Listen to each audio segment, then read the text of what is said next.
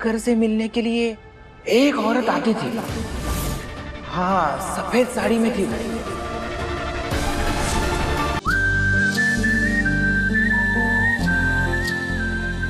Inspector, ये जूता और ये कफलिंग देखकर मैंने पहले ही बता दिया था कि वो पापा जी का है, पर ये पेन किसका है ये हमें नहीं पता। तो इससे सिर्फ ये साबित होता है ना कि पापा जी यहाँ आए थे पर वही कूदे, वो साबित नहीं होता। इंस्पेक्टर, क्या किसी ने देखा उन्हें नीचे कूदते हुए? क्या उनकी बॉडी मिली नीचे? नहीं। तो आप ये कैसे कह सकते हैं कि नीचे कूदने वाले कैलाश नाथ दीवान थे? मैम, एक वीडियो सामने आया है जिसके बेसिस पर हम यहाँ जांच करने आए हैं।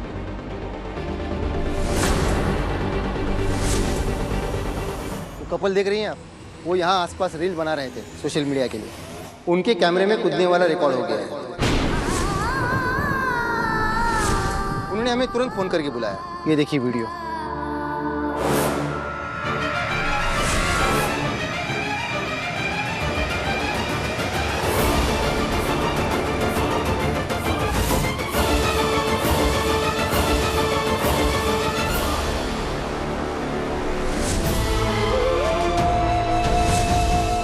हमने पूरी टीम्स लगा दी उनकी बॉडी ढूंढने के लिए।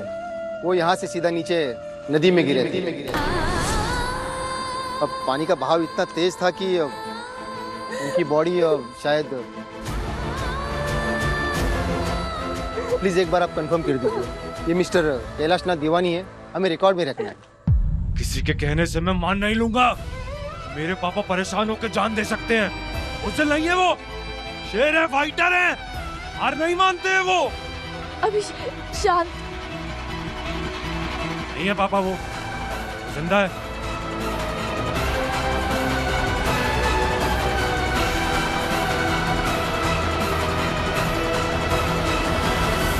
कहाँ है तेरे पापा? तो पापा को लेने गया था ना, तो फिर कहाँ है? अभिषेक, कितना काम पड़ा है अभी, पता है तुझे?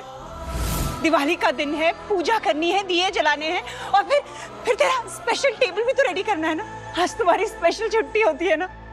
तू चल, पापा पीछे से आ जाएंगे। चल। मॉम, मेरी आप बैठिए आराम से, मुझे आपसे बात करनी है। अभिषेक बेटा, मैं अब तेरे पापा को नाराज नहीं करना चाहती, और मैं ना अपने दायरे के भीतर रहना चाहती हूँ।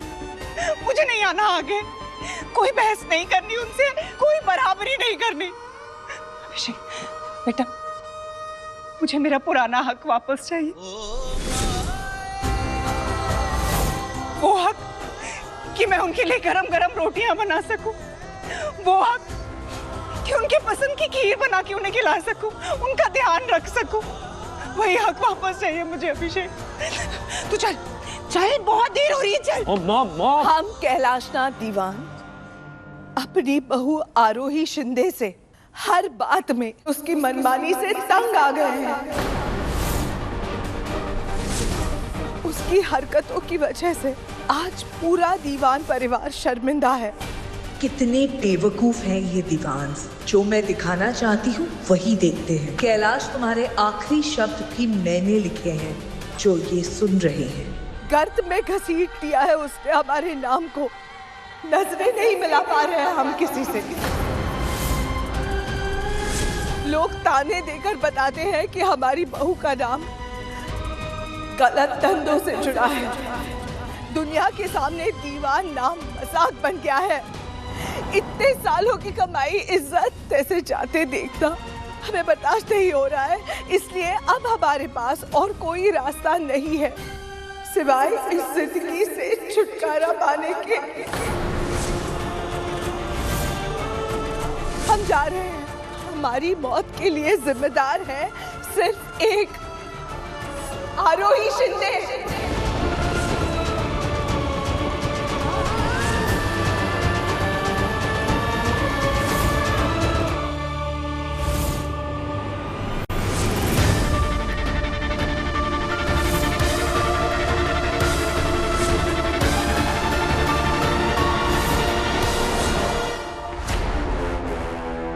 ये चिट्ठी हमें कैलाश नाथ के नोटपैड से मिली। कैलाश नाथ कुछ दिनों के लिए नहीं, हमें छोड़कर हमेशा के लिए चला गया है।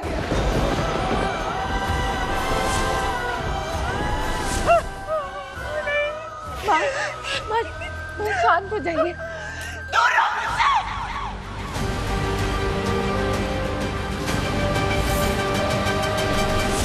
दीवान सरनेम, दीवान परिवार से कौन हो सकता है? सर। हाँ जी। सर थोड़ी मुश्किल में हूँ, आप मेरी मदद कर दे तो। जी बोलिए, क्या काम है? सर अभी कुछ दिन पहले मेरे ससुर जी गुजर गए। उनकी मौत की वजह जानने के लिए बस थोड़ी जानकारी चाहिए थी। सर क्या इन दिनों सागर से मिलने कोई आया था? सागर से मिलने के लिए एक औरत आती थी। हाँ, सफेद साड़ी में थी वो।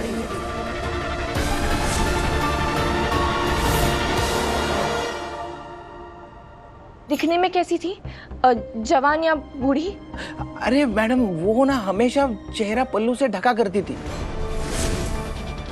चलो चलता हूँ। शुक्रिया। हाँ।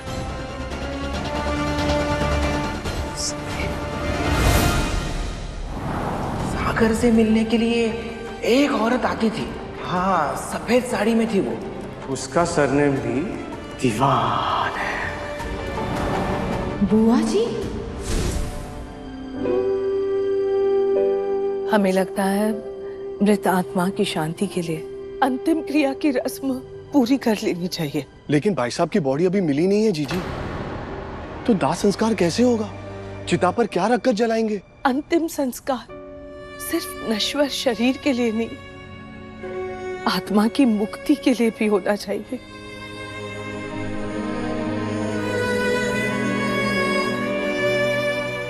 बेटा, हम समझते हैं बहुत ही कठिन समय है तुम्हारे लिए, लेकिन बेटा हिम्मत जुटाकर आगे तो बढ़ना ही होगा ना। कैलाशनाथ जहां भी है, तुम्हें दीवान परिवार की बागडोर संभालते देख बहुत खुश होगा। अपने पापा की आत्मा की शांति के लिए, खुशी के लिए क्या इतना भी नहीं करोगे?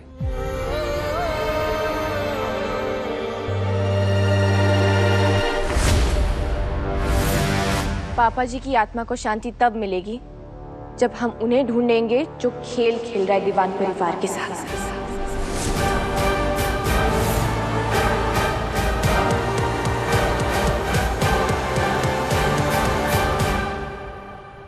इस वक्त हमें यहाँ कोई तमाशा नहीं चाहिए। अभिषेक, इस लड़की से कह दो मेहरबानी करके अभी के अभी यहाँ से चली जाए और हमें अपने भाई का शोक मनाने दे। मैं भी अपने परिवार के बारे में ही सोच रही बुआ जी, कि पता तो चले दीवान परिवार का दुश्मन है कौन। इसलिए जेल तक गई सागर से मिलने।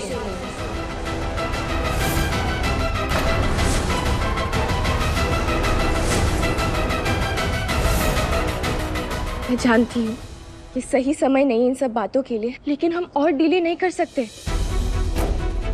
अभिषेक, पिछले दिनों जब पापा जी जीवित थे और जो जो कुछ हुआ उनके साथ, मैंने सबके बारे में सोचा।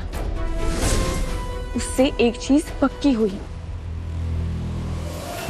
हमारे परिवार को जिससे खतरा है वो कोई अपना ही है।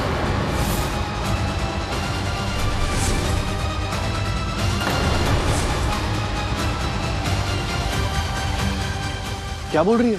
दीवान परिवार का दुश्मन हमारे घर में ही है अभिषेक। प्लीज ये सब मत करो, प्लीज मत करो। ना पड़ेगा अभिषेक, क्योंकि हमारे अपने खतरे में हो सकते हैं।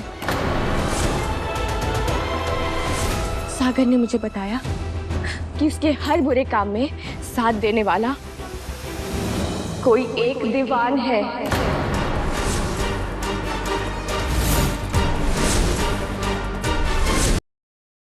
और पता लगाने के बाद ये सामने आया कि सागर से मिलने जेल में कोई औरत आई थी, सफेद साड़ी में।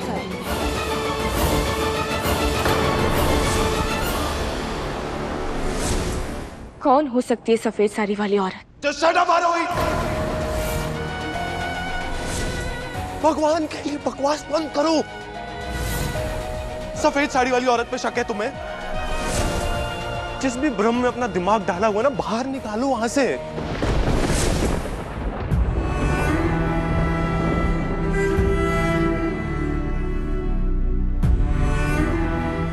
अच्छी तरह से देखो उन्हें और बताओ मुझे कौन सी सफेद साड़ी वाली औरत पे शक है तुम्हें? बताओ मुझे, जो तुम्हें लगता है कि सागर के साथ मिली हुई है।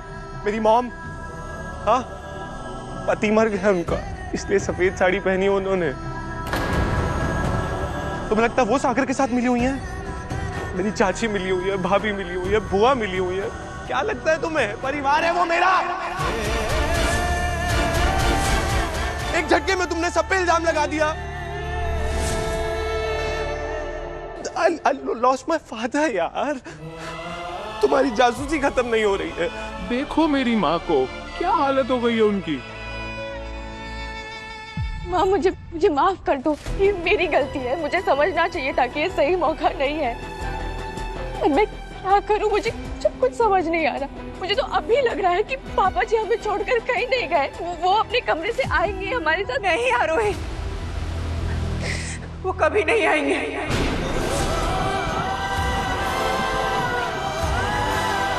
तुम्हारी मेहरबानी से।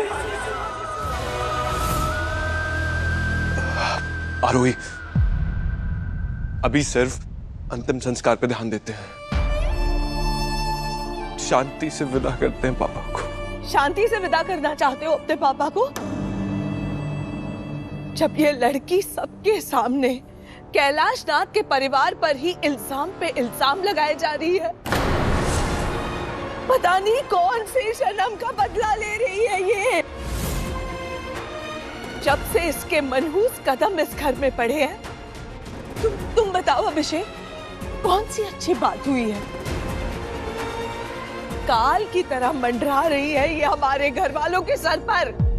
बुआ जी, मैं सिर्फ क्या? मैं सिर्फ क्या आरोही, हम भी जानना चाहते हैं। क्यों आई हो तुम यहाँ? हमारे इस परिवार को तोड़ने, और तुम्हारी ये हिम्मत कि तुम दूसरों पर इल्जाम लगाओ, ये तुमने ठीक नहीं किया।